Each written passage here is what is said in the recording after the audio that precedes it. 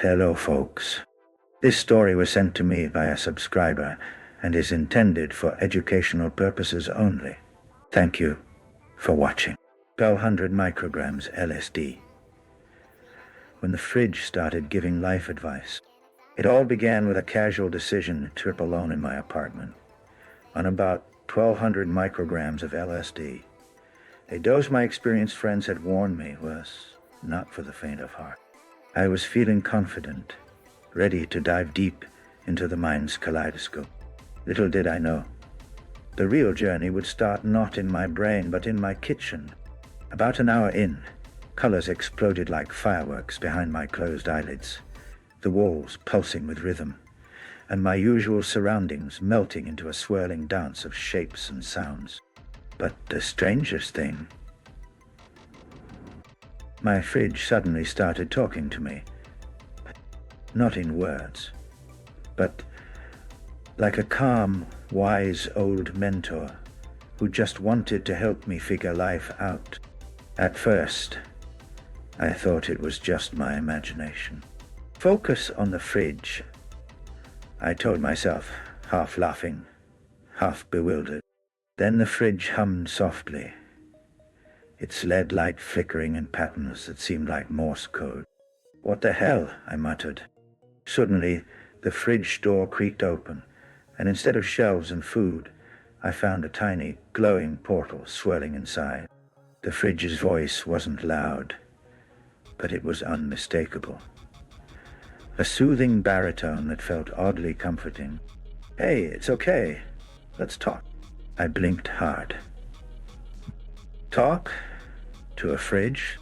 I asked, but of course no answer came. Then the fridge gave me my first piece of advice. Sometimes the coldest place holds the warmest truths. I sat down cross-legged on the floor, mesmerized by this glowing fridge oracle.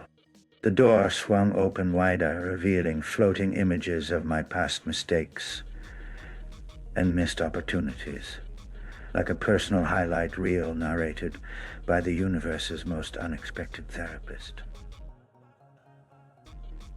The fridge showed me the time I ghosted a friend, and the moment I let fear stop me from pursuing my dream job.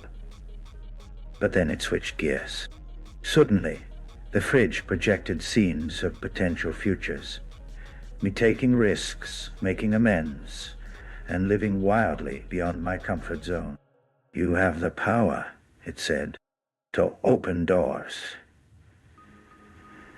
Just like this one. The door slammed shut, and the lead went back to its usual hum. I laughed, a deep belly laugh that bubbled up from somewhere I didn't know I had. I talked back to the fridge, asking questions about love, fear, and what the hell I was supposed to do with my life. And you know what? The fridge gave me the weirdest, most oddly profound answers. You want advice on love? Love is like milk. Sometimes it goes bad if you don't handle it with care, but it is essential for growth. Fear is the leftover takeout you forgot in the back. Ignore it. Ignore it too long and it stinks up everything. Hours passed. My apartment transformed into a surreal talk show, set where I was both the guest and the audience. And the fridge was the quirky host with an uncanny knack for life coaching. The walls pulsed, my cat stared at me like I'd lost my mind, but I was hooked. At one point, the fridge challenged me to a game of what's real, where I had to guess whether bizarre visions were memories, dreams, or just pure imagination.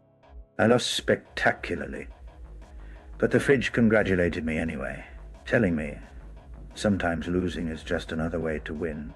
The trip culminated in the fridge telling me a bedtime story about a heroic cucumber who saved a forgotten bottle of ketchup from the abyss of the back shelf. A tale so silly yet strangely inspiring that I swore I could see the ketchup doing a victory dance. As the effects waned, the fridge returned to its normal, non-talking appliance state. I sat back, awestruck by how much wisdom had come from the last place I ever expected. That day I learned that sometimes the universe speaks in riddles and kitchen appliances. And maybe the best advice is to always keep your fridge clean and your mind open. I still don't know if I really talked to my fridge or just lost it. But one thing's for sure. Every time I open that door now, I half expect it to wink at me.